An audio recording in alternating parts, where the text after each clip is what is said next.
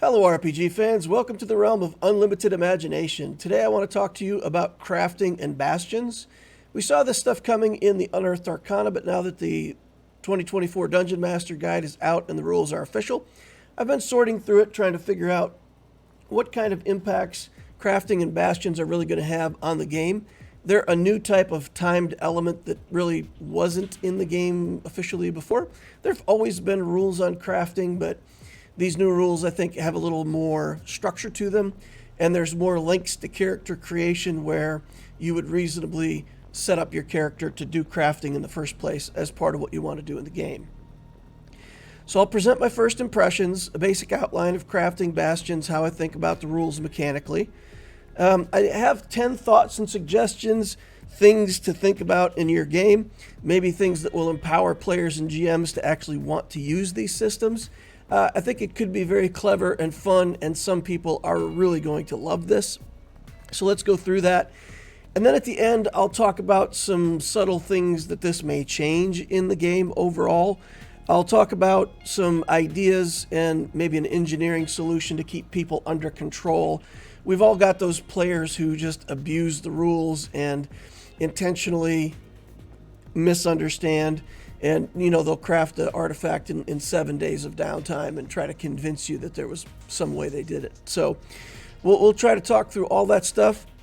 So let's get started with crafting. What is crafting all about?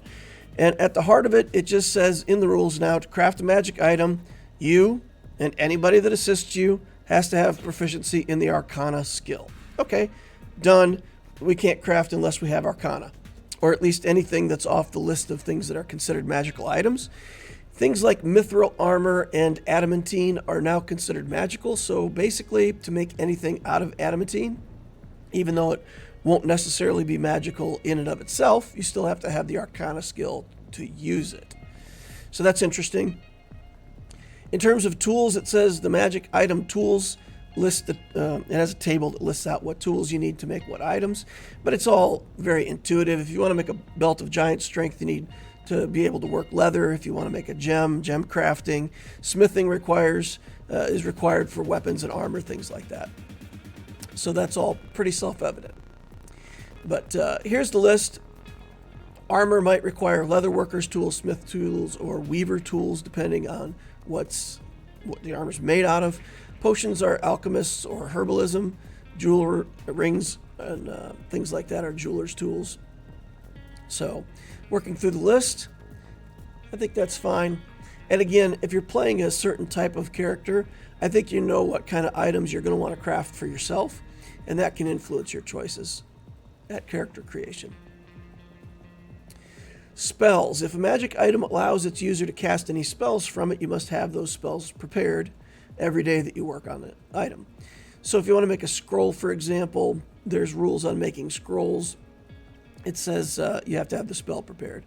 So this is similar. If the item that you're making or enchanting is going to have a spell that it casts, you have to have the spell yourself. Okay, fine. If you want to make a wand of magic missiles, then you have to actually be able to cast magic missile. I guess that makes sense. Crafting a magic item takes an amount of time and money based on the table. And work per day, it says specifically for each day you must work 8 hours. Doesn't necessarily say they have to be 8 consecutive hours, though you do have to find 8 hours of time within the day to work on them. If an item requires multiple days, the days need not be consecutive. Assistants, characters can combine their efforts, divide the time needed by the number of characters working on it. Normally only one other character can assist you, and I think I would stick with that rule for normal crafting. Like, there are ways that you could craft while you're out in the adventuring world. Notice that nowhere in here does it say that you have to have a forge to do smithing. You don't actually have to have a furnace and all that crazy stuff. It just says you have to have the skills to do it and the time to do it, and you can have one assistant. Now, if you go into town and you hire a blacksmith, an in-game blacksmith NPC might have 6 or 7 assistants. That's fine. But I think for player characters, limiting it to one assistant makes sense. You can do what you want in your game, but I think that's the way I would play it. The raw materials cost is represented in the table. and the DM needs to determine whether appropriate materials are available. There's a 75% chance in a big city, for example, in a 25% chance in small settlements. I don't think I would roll on a percentage table for this kind of stuff. I think I would just, for the most part, I would make the materials available to the party unless really, for some strange reason, you feel like you don't want to provide those materials. So here's that table they were talking about. For common items, it takes 5 days and costs 50 gold pieces. For uncommon, it takes 10 days and 200 gold pieces. And rare, 50 days, 2,000. Very rare, 125, 20,000 gold. And legendary is 250 and 100,000.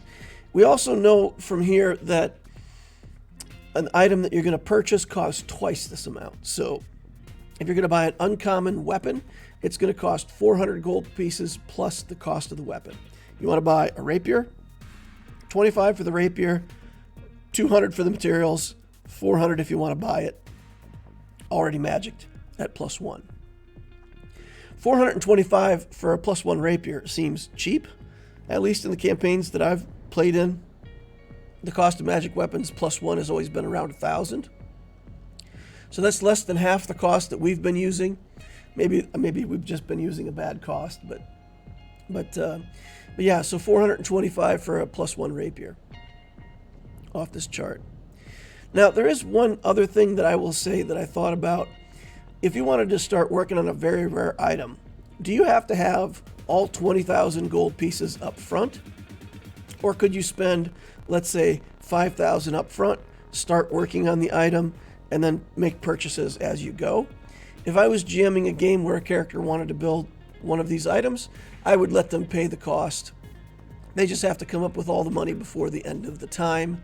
For example, can't finish the item until you get all the raw materials for it, but I wouldn't make them pay all the cost up front.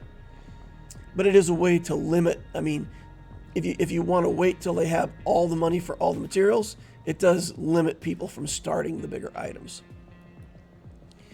The crafting origin feat, it's better than people are giving it credit for, and I can demonstrate why that is here in a minute.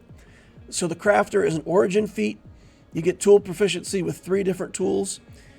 You get a discount when buying non-magical items. You receive a 20% discount. When you finish a long rest, there's a fast crafting table, and you can craft items quickly. We don't care about that. We don't want to craft quick garbage that falls apart. But we want to have those tool proficiencies, and that discount's going to start adding up. So, as a baseline, if you want to be a crafter, you have to have access to the Arcana skill. You have to build it into your character or take it at some point. For an ongoing campaign, if somebody really wanted this and they asked the GM, hey, can I modify my character? If I was a GM, player asked me to do that, I would say, look, go pick a feat that you've got and change that feat out for Skill Expert.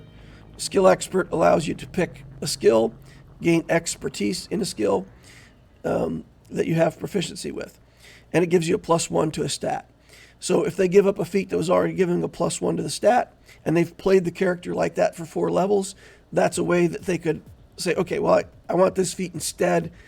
It had the +1, so I would have had those stats, and everything is fine. So I'd let them trade a feat like that, for example. Human, when you create a character at character creation, you could always just have an extra origin feat with human. That is a way to allow you to either A, grab the crafter feat if you want it, or if you got the crafter feat and still want a different origin feat, you could be human and get access to a good origin feat and still get crafter. But there's ways to get this feat. And then I want to point out that Shadarkai are going to be the most flexible crafters in the game. I'm going to be doing some builds going forward that are going to use Shadarkai as the crafters, and that's just crazy. You have Arcana, and the Shadarkai have an ability that after a long rest, they can be proficient in any 2 tools or skills that they want to be proficient in. So at the end of a long rest, you pick leatherworking and smithing, and you make what you want. Later, if you want to make a necklace, you pick jewel crafting, and you craft with that.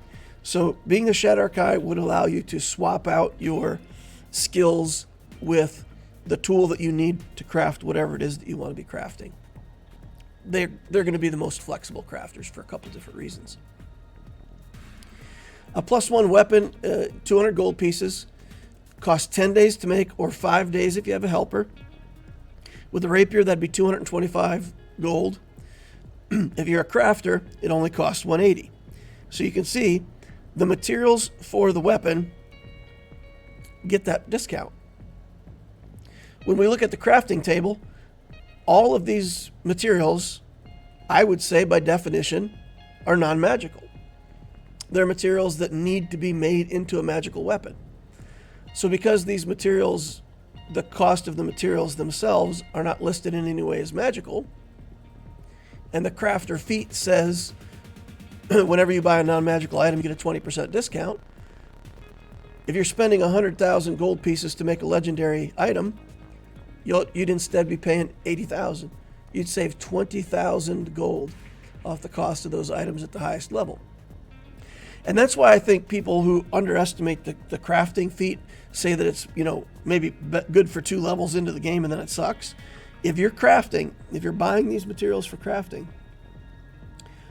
it really makes a difference. Now, if there's 3 crafters in your group, only one of them should be a crafter. Give the money to them, let them get the discount on the materials, and then everybody can craft with it. So you only need 1 crafter per group, but it can knock a lot off the pricing. If you look at a rare weapon, +2, rare costs 2,000 gold pieces plus the weapon cost, 50 days to make, 25 with a helper. So rapier would be 2,025 gold or 1,620 with a crafter. If 2 player characters have Arcana and Smith's tools, they can generate a +2 weapon with a month of downtime. So think about that.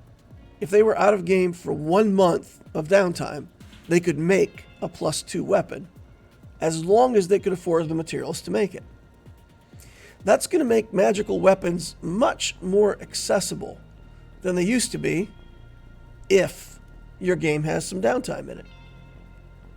If we look at a +3 weapon, not a legendary type, but just a +3 weapon, very rare, costs 20,000 gold pieces for the materials, plus the weapon cost, 125 days to make, 62.5 days with a helper. So this is 20,025 gold or 16,020 with a crafter. If 2 PCs have Arcana and Smith's tools, they could generate a +3 weapon in a little over 2 months of downtime. So if you're a crafter, looking at the cost and the time on each level, rare is an inefficient tier. Making uncommon goes quickly, and you can do multiple quick iterations of +1 weapons, for example. Honestly, you're going to be better off, instead of spending 2,000 and all the time that it takes, you're going to be better off just buying rare items for their 4,000 gold cost in the shop. But you would jump from making +1 items to making very rare items, the purple items, or +3 weapons, +2 armor, stuff like that, +3 shield. There's a lot of stuff that you would want to make it very rare. And again, just because of the way statistics works, you're better off spending 62.5 days to make a very rare item versus spending 25 days to make a rare item.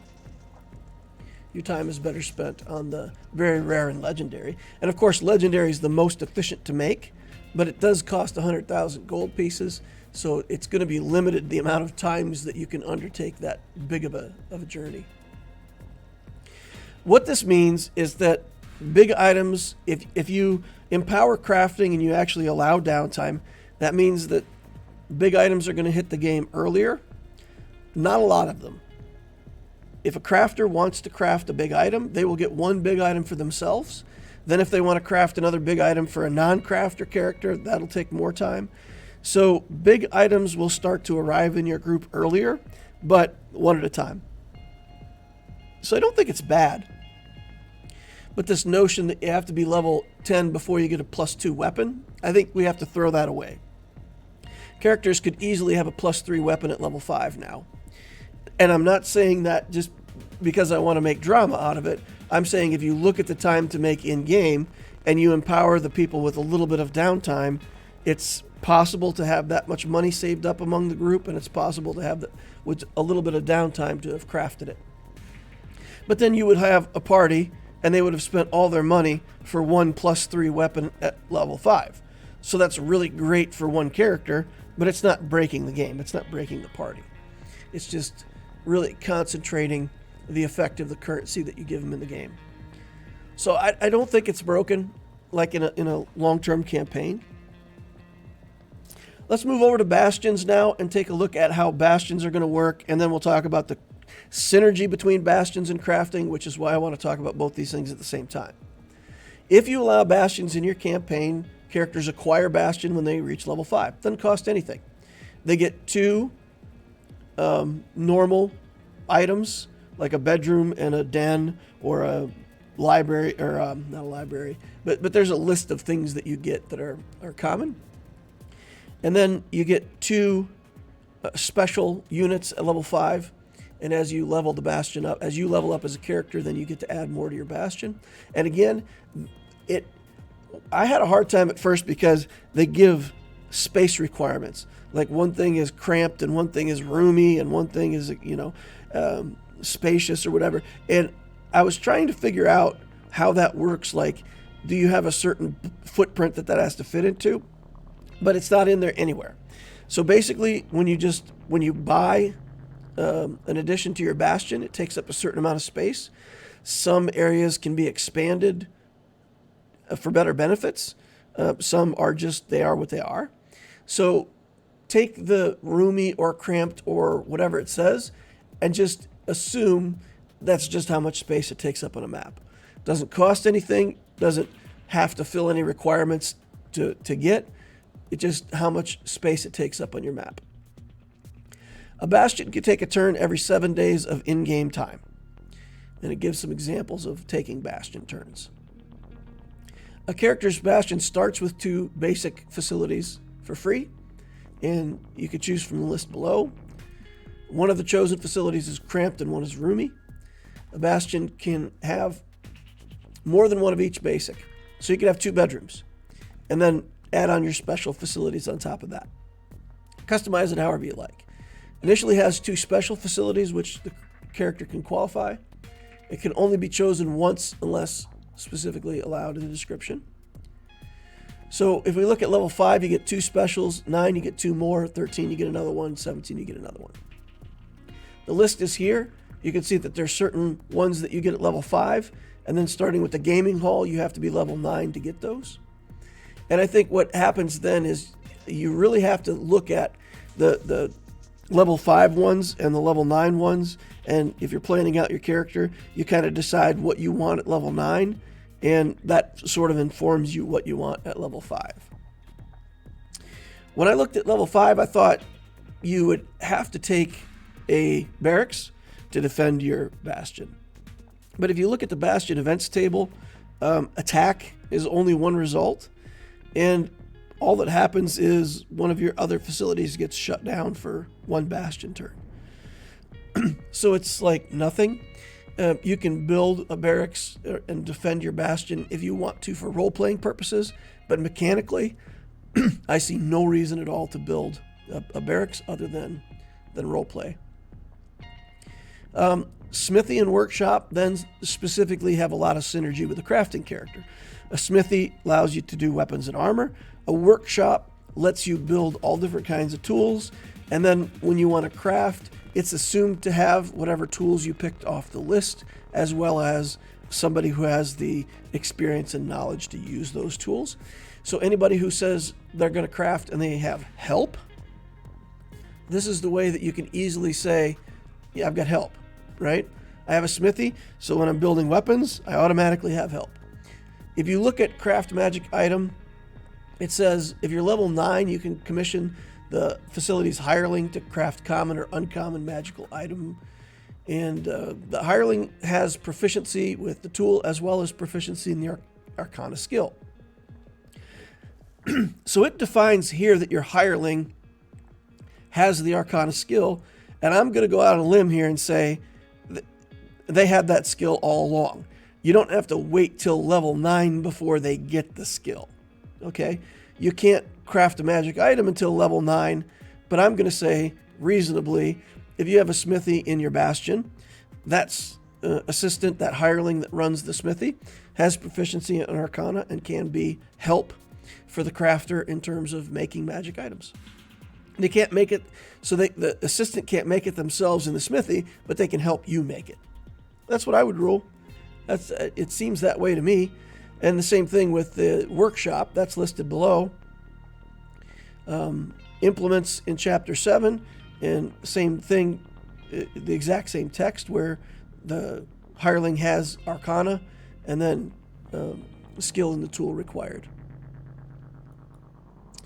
And if you wanted to rule that, hey, that doesn't show up until level 9, you really do have to be level 9 before your hireling gets Arcana, then okay, you could do that. And then it really would be that 2 player characters have to help each other. That could also be a way to slow crafting down if that's your goal. So now let's look at whether or not it's worth it. We'll look at a timeline, and then I'll talk through 10 ideas that I have around crafting in Bastions.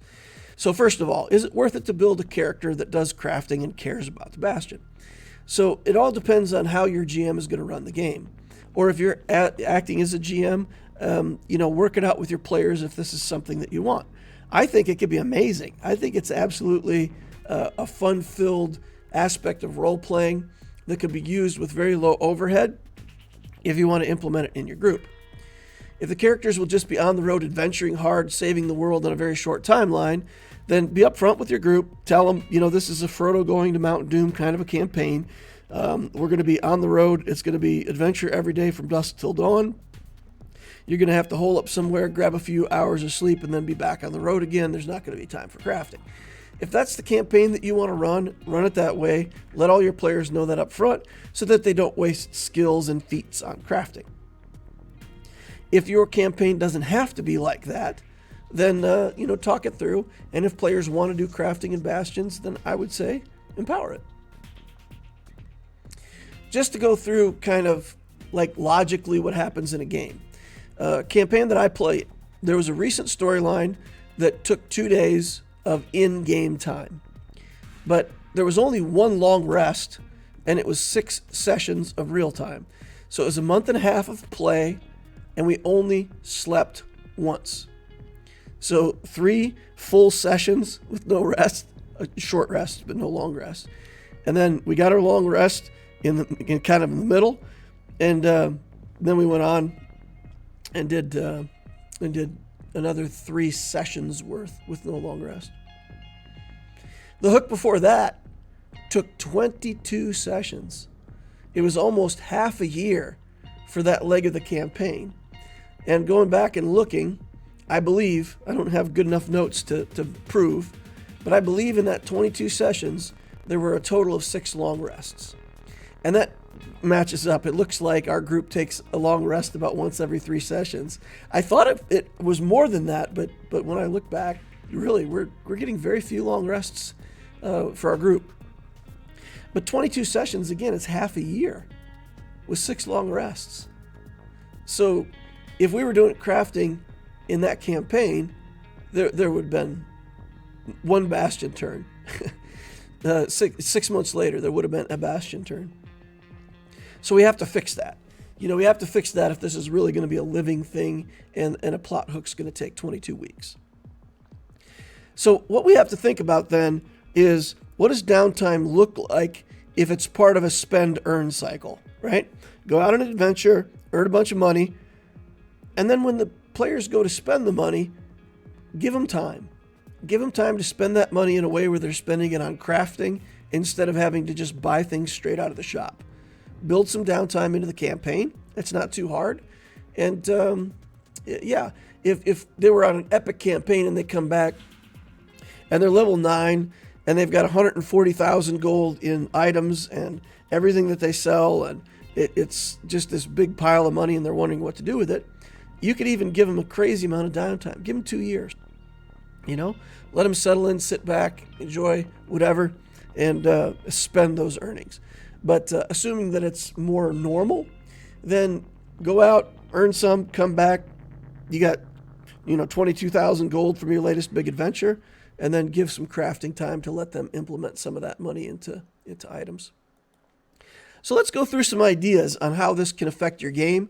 Just things that I thought about for my game, as well as might help other people to think about Bastions and Crafting.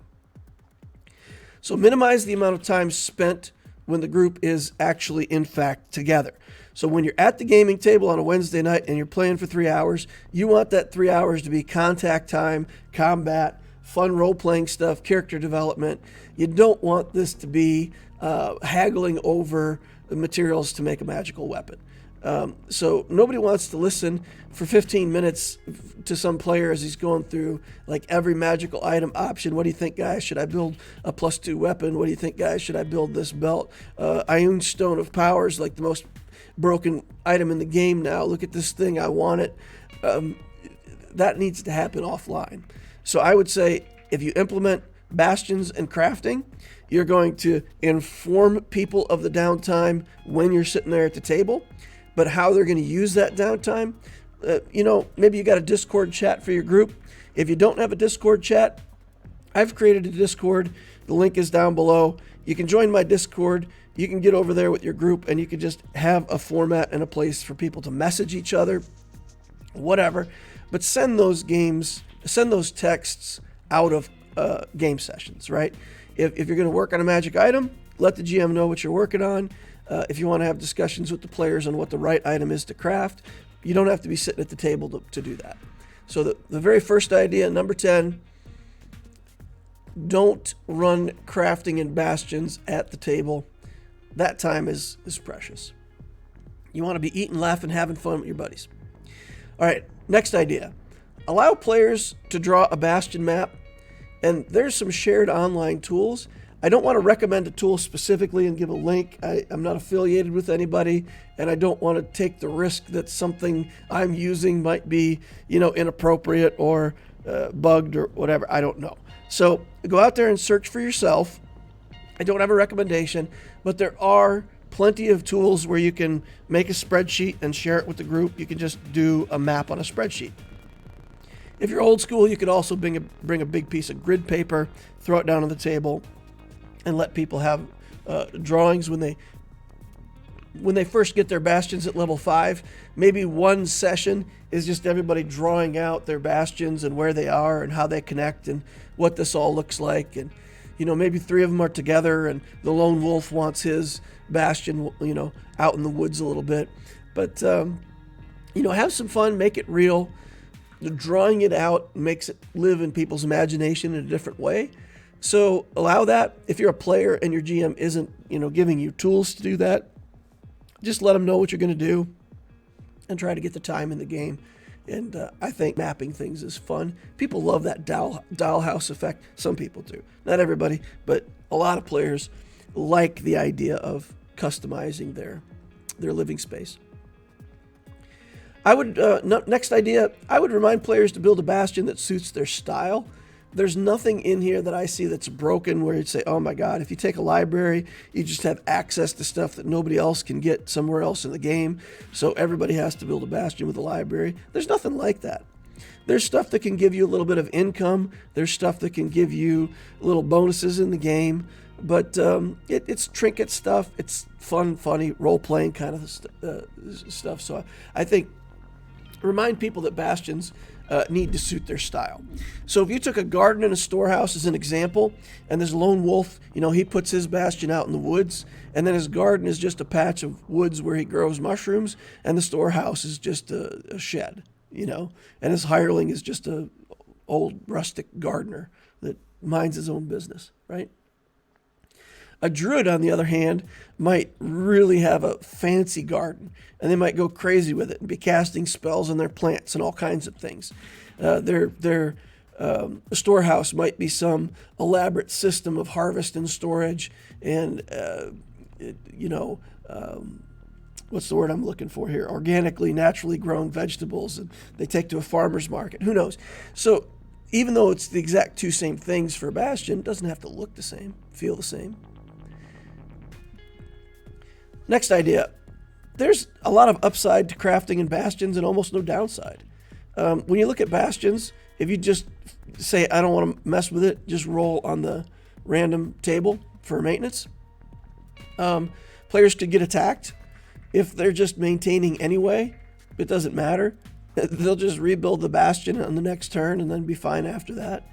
So, yeah, just basically roll on the random table and find out what happens. And maybe that's fun for some players. They don't really want to run the individual parts of their Bastion.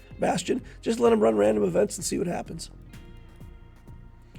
Next idea. Use the event table even when it's not a Bastion turn. Let's say it's between sessions or between campaign elements.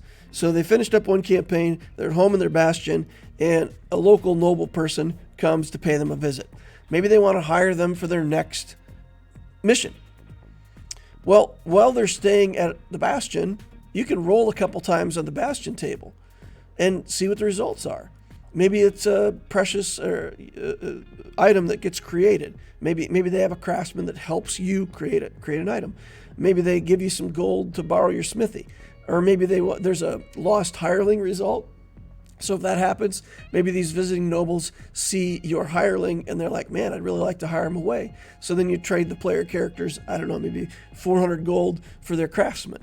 And then, they suffer the lost hireling result, but they're happy to get the money. And I don't know. So you could use this table even when it's not a Bastion turn to sort of generate some random fun in-game stuff. If crafting goes crazy and people don't know what to do with their crafting after a while, you can also offer in-game rewards for somebody who crafts things for other people. So let's say that local noble comes to visit, and what they really want is this legendary sword to be built. So the player character could say, okay, I'll make you that sword. It's going to take 125 days for me to craft with help. That's a long time in the game. That's forever. But if they do, then maybe they get a noble title. Maybe they become the official gem crafter for the city. Maybe, some players love titles and they could get a title out of it. And then forever after, use the GM, call them, Kliger the Gem Crafter. So you could offer in-game rewards to the player if they craft something for somebody else. So instead of giving them a bunch of money to craft it, they instead get prestige, power, land, titles, something fun for the characters.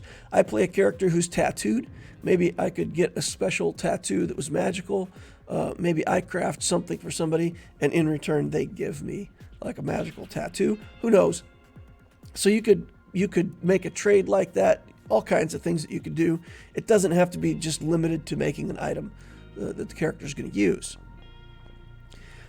Next idea. Allow adventure time for crafting. I was talking about the long stretches that we've had with long rests being pretty few and far between. I've also had, we play a Goblin Stone campaign live Monday nights. In our very last session, this happened to us. We knew that these hobgoblins were coming to raid at first light. So we set up an ambush, and when the crack of dawn hit, the hobgoblins came in, and we had the fight of a lifetime. Characters laying on the ground, everybody using up every magic spell, item, everything they could think of to get through the fight. Well, after that fight, literally no character has any character abilities, spell slots, or anything, and I think we were down to 2 healing potions. And it's 7 o'clock in the morning.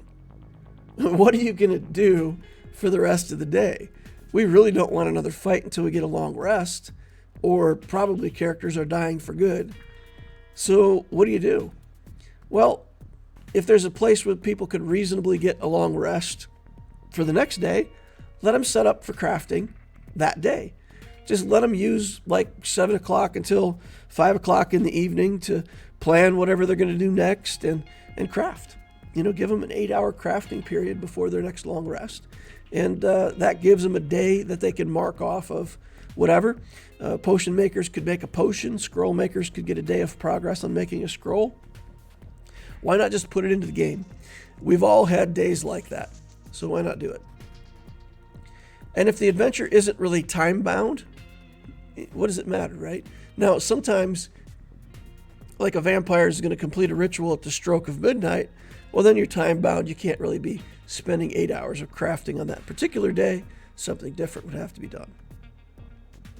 Next idea.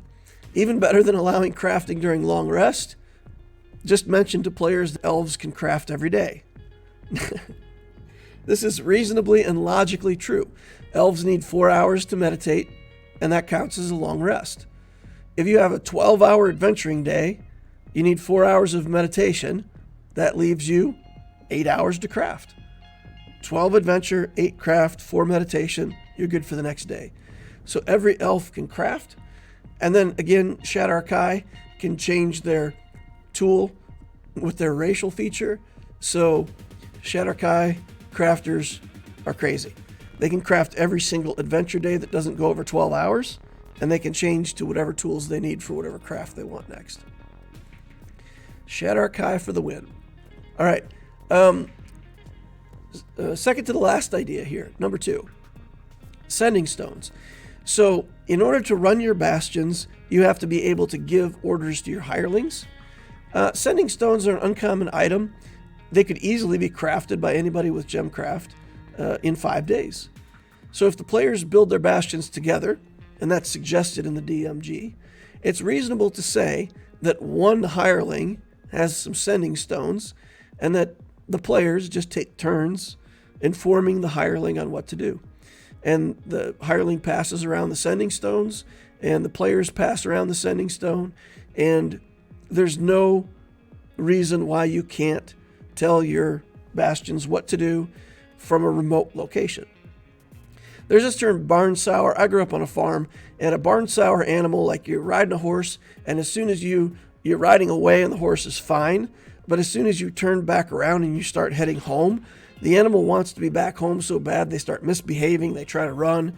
Barn sour animals are no good. We don't want barn sour players. We don't want players that, in order to get their bastion turns in, they need to find some way to teleport back home, and they spend half the resources from the party to buy a teleport spell to get back home. There's no need for that.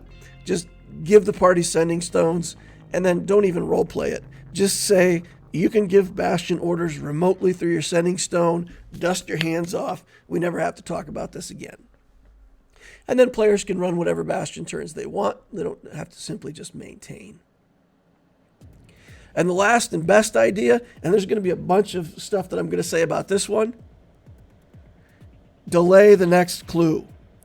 Build the downtime into the way that your campaign runs. And when I look back at campaigns that I've run, I didn't do this because there was no motivation to do it. But if there was, it's easy.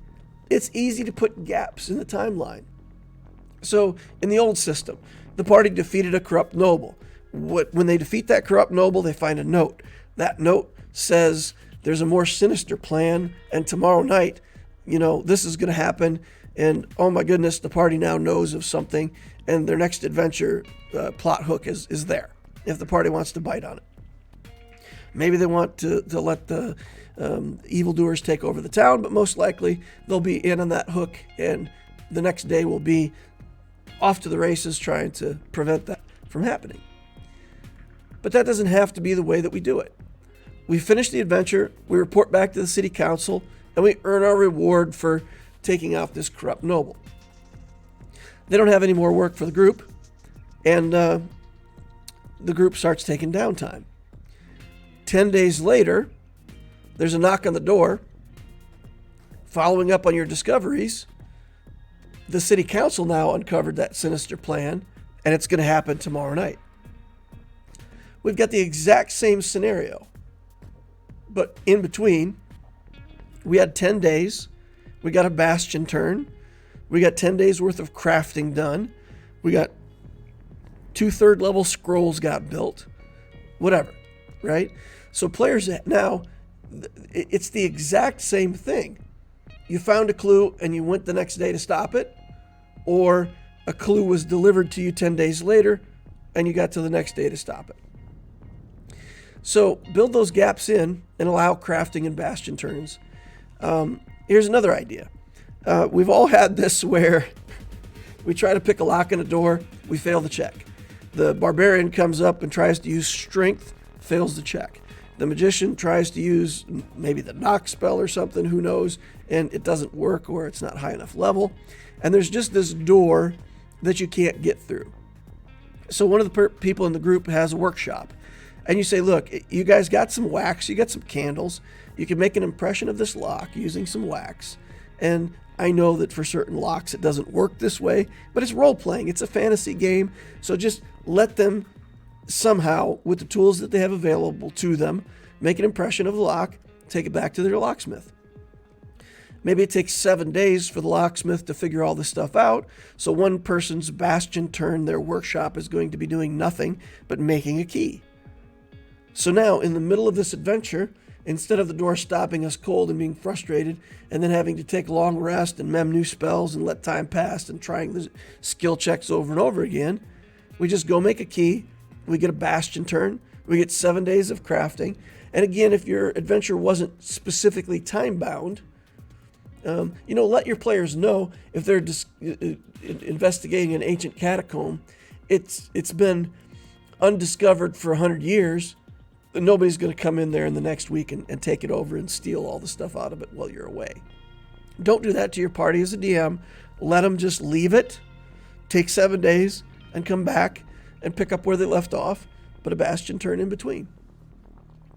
Here's another idea. The group is hired to retrieve an item. During the conversation, there's an insight check. It indicates that the employers are definitely not telling the party the whole story. So now a player with a library says, hey, you know what? I could research what they're telling us. Before we go charging off on this adventure, we know that they're not telling us the whole story. Maybe this item's cursed. Maybe they're not the rightful owner. Let's take 7 days, a full bastion turn. I'll work with the library. It'll give 3 accurate pieces of information, and the GM decides what those pieces of information are. So let them do it. Let everybody take a bastion turn. Let everybody get 7 days of crafting. And then at the end of it, you give them some more information about their employer, and you build in this downtime. Here's another idea. There's an old druid in the woods, and they're searching for an ancient crown, and the druid definitely knows where it is, but he's a crotchety old man, right? And he is not going to tell them anything unless they prove to themselves that they can be a friend of nature. So he offers seeds, and there's a plant called red dastrophe. I just made that up. It's very hard to grow. Somebody has to grow these things to prove to him that you are in touch with nature, or you could be a friend of nature. So bring him some grown flowers. Now, there's a rule that says if you have a garden, it takes you 21 days to get a new garden planted up and running to the point where you can harvest it. So if you wanted to let players take 3 full bastion turns, the person with the garden could grow the red dastrophe, and the rest of the group could do whatever they want with those 3 weeks.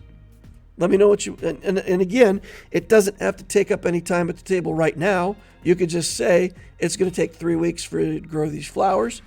Let me know in text between sessions what you did with those 3 weeks. And if somebody says, look, during those 3 weeks, I could have made a magic item and I would be using it, just say, you know what? We're just going to play with what you've got on the character now. Let me know between sessions, and you'll have it next session. Or if this comes up at the end of a session, then great. Just let me know what it is before the next session. So there doesn't need to be a break in the actual game time. It's just a quick side quest. Go grow the flowers, and you'll come back, unlock the druid. He'll tell you the next part, and on you go with the quest. You can build in a ton of downtime. I did this once in a campaign that I was running. Players were like level 8, and everybody wanted level 9, and every time we played a campaign day, it was, you fought a rat. Okay, is that enough XP to level us? No, you just leveled to 8 yesterday. Okay, and they were just doing crazy things to look for fights because everybody was like desperate to get to level 9. And some players, just for reasons of their own, really wanted level 9. So I said, okay, guys, here's what I'm going to do. I'm going to give you 2 years of downtime. You just completed a major arc of the adventure. You got level 8, like all this stuff happened. Just take 2 years of downtime, level your characters up to level 9. There's no reason for me to torture you for 8 more sessions trying to level up to level 9. I'm just going to give it to you. So tell me what happened in those 2 years, and then we get the band back together and off we go. Okay? So I've done that once before, just for convenience. And at the end of the day, who cares if they played out all of level 8 and earned level 9? Some people like that. This group just wanted to be level 9, so I gave them a reason to basically skip level 8, be level 9, and move on. Doesn't matter. But you can do that in your game. Now again, crafting is part of an earn-spend cycle. So you give them 2 years of downtime, and a clever crafter is going to create items, sell them, make money, create items, sell them, make money, use that money to make an item for themselves. Craft an item, sell it, craft an item, sell it, craft an item, sell it, craft an item, make it for yourself. So how much could you make, or what could you do within two years of downtime? You work that out with the player. Anyway, in my opinion, with all these ideas, the game master still needs to be the one managing the outcomes for Bastions and Crafting. There's too many players out there that are just going to blatantly cheat. Then you're supposed to have 62.5 days to craft a very rare item, and somehow, after 6 days of downtime, it'll be crafted. And they'll either have this very complicated explanation of how it worked and how they used the rules, and they had 27 helpers helping them reduce the time, and they could craft it in 2 days. Just let's not do that, okay? The game master needs to stay in control of this so players can't cheat the system. And if a player wants to build an item and reasonably proves they have help, just set the timing and start tracking it. And for me, there's a very simple way to track this. You can just have lines where you show when you give the group downtime, and then you can record who's doing what. So here we've got two characters at the top. We've got Klieger and Rawl, and we just track our sessions. So on the 1st of May, we played a game, there was no downtime. On the 8th of May, we played a game, there was 6 days of downtime. There was a week between adventures. So Klieger, the character Klieger, decided they were going to start building a belt of storm giant strength, and that's going to take them 125 days with help. So we get our first 6 days of crafting here. Rawl is more into brewing potions and making scrolls. So here they're going to make, I guess, 6 healing potions. It should be 6 instead of 7 if we only had 6 days of downtime. But okay, we made 6 healing potions. Next couple sessions, there weren't any downtime. The one after that, we had 12 days. So now we just say, look, Klieger's had 18 total days of time on his belt. So he's still got 107 to go. Rawl makes some potions and scrolls. Next couple sessions, no downtime. Next session, 3 more days of downtime, and so on and so forth. And then players can just, you can make this public. You can make it part of like props that you have for the group. Record when there's downtime, have players record their own progress on it, however you want to do it, and make it a shared document. Doesn't need to be secret. Could be if you wanted to. You could do it hidden if you wanted to. But basically this just tracks it and keeps people honest. And again, that's why you want to say, okay, you have one helper at the start of the whole thing. It'll take 62 and a half days. It starts now. It'll take 125 days. That starts now. And just start ticking away at it. And it'll take a long time. It'll take months for there to be enough downtime in game for that 125 days that the character needs. And maybe they go from level 5 and maybe they're level 10 before they get it. But most GMs wouldn't give a belt of Storm Giant Strength to a 10th level character. But if that character spent 5-6 levels crafting it, it would be hard to say no. So anyway, I think this is how you could track it in game and keep everybody honest. Some players are going to hate this stuff. Ed ain't here for the downtime. They're just not going to be into it. But work with them. If they don't want a Bastion at all, they don't have to make one. If they don't want to do crafting, if they don't want to participate in that, that's fine too. But just remind people that it's real easy. It's for free, and you don't have to necessarily use it in game for anything other than fun, right? So maybe Ed doesn't really want the whole Bastion thing, but you say, look, you're a barbarian. Why not make a barracks? Why not have arm wrestling competitions or gladiator fights? You can make up stories of your conquest. You can win every time. Come to your home turf and beat up your hirelings. Practice your fighting skills. Who knows? But you can role play. There's always going to be a way that your Bastion fits with role play. But if players really don't want to do it, they don't have to. A bard might want to do something different with their Bastion. They might want to create a money-making operation that sells. Okay, skip that one. Move on to the next one. But there's no reason that your Bastion has to have exactly the special things that are listed in the rules.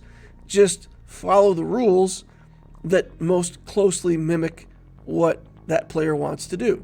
So the bard can do whatever he wants, and you just follow the rules for a garden, right? Or you follow the rules for a storehouse. Spend money 1 month or one Bastion turn, earn money the next Bastion turn, spend money, earn it. That sounds good. We'll use the rules for a storehouse for whatever the bard wants to do, and he can call it a brothel.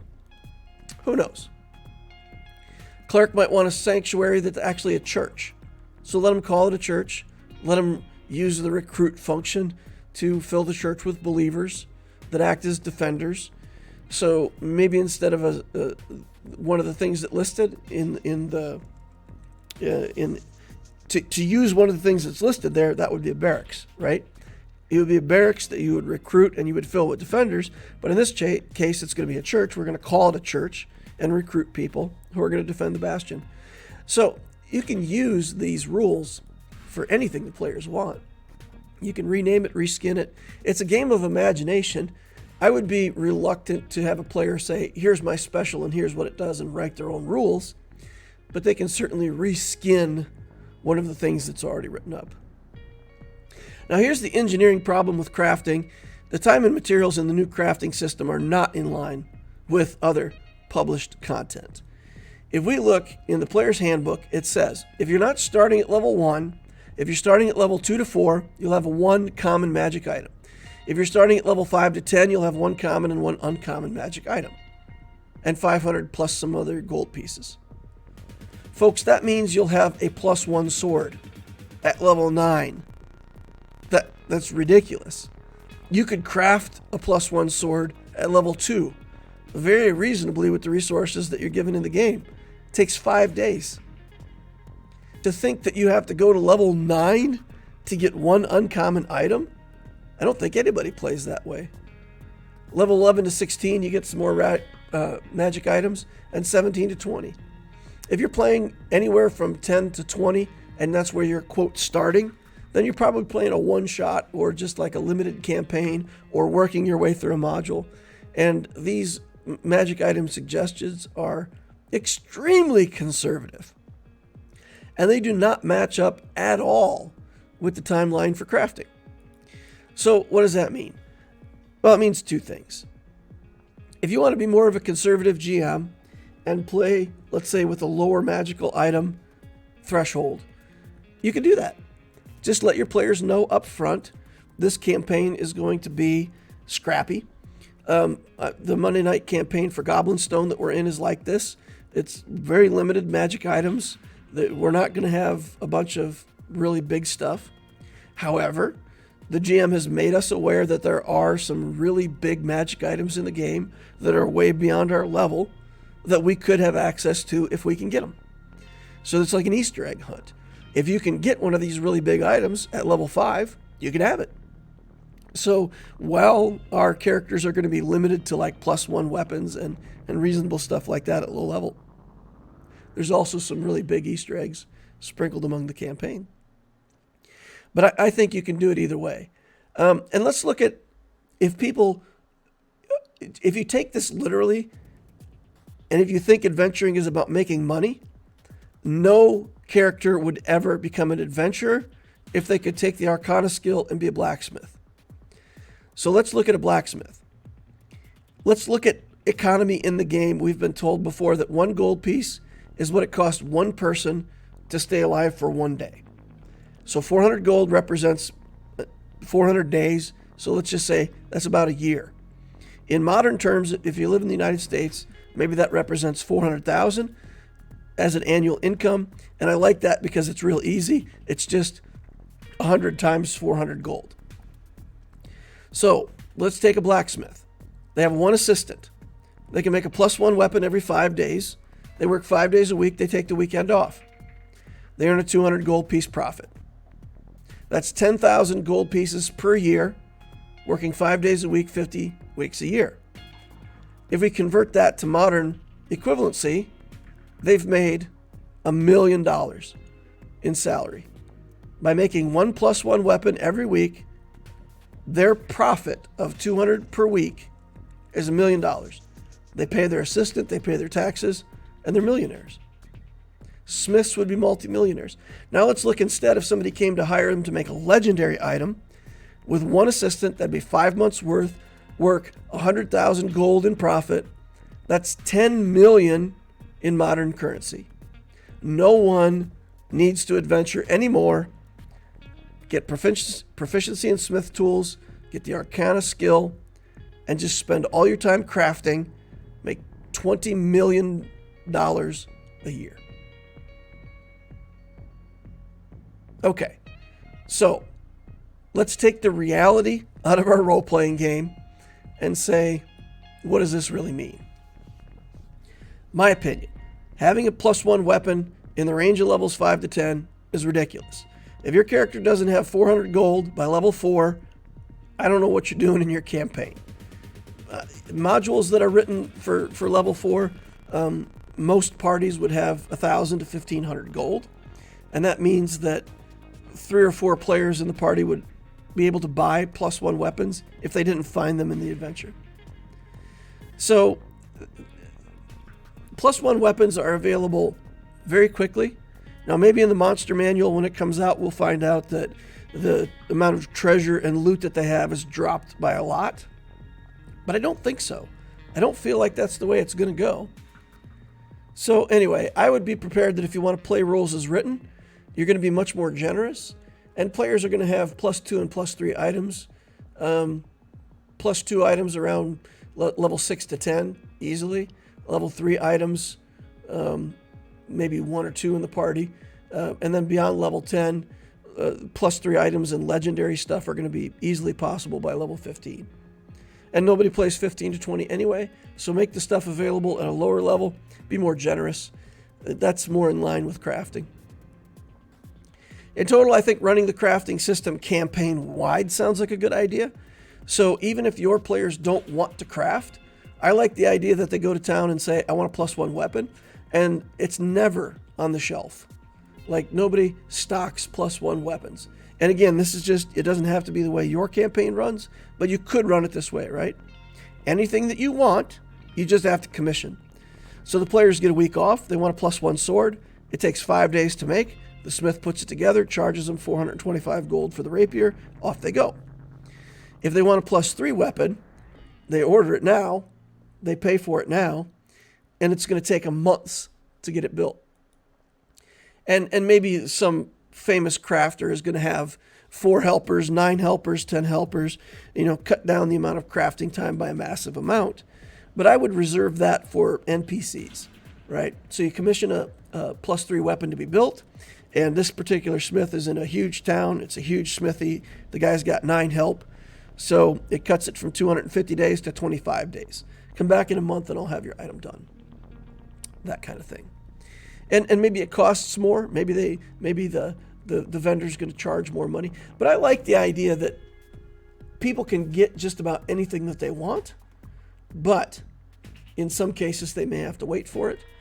And if we're implementing these ideas where we get these like little pieces of 3-day, 7-day, 10 days of downtime in between hooks in the campaign, then it won't take much time at all to get that done. And if the whole party just says, we want to wait those 25 days for the item to be built, then everybody else in the party gets 25 crafting days, and we just wait for it and then go back to adventuring, and everybody's got more stuff. Earn, spend by crafting and bastions, and then go back to adventuring to earn more, to come back and spend again.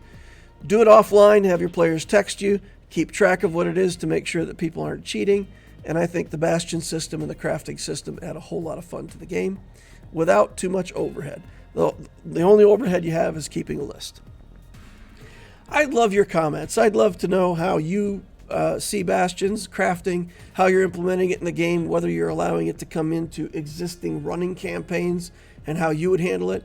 Please leave me all that stuff in the comments down below, or if you want to discuss it with a group of like-minded people. I've started a Discord channel. It's free to join. The link is down below. You can click that, join the Discord server, and you should be able to be a member as soon as you agree to the rules. And let's start having this discussion as a community and talk about it. See what you're going to do in your campaign, how y'all are going to run it. I've given you all my ideas. Give me some of yours to share as well. Thank you all for watching. Please remember, hit that like button on the way out if you didn't hit it on the way in. Subscribe to the channel to see more of this stuff in the future. And join that Discord. I've also got a Patreon up and running. You can join that. You can join the Patreon for free, and I'll be posting up level 1 character sheets for everybody to see. And there'll be different tiers of Patreon that you can pay for to help support my channel. And those will give you increasing benefits that are described over in Discord. You can go take a look at that stuff if you're interested. Thank you all for watching. See you in the next adventure.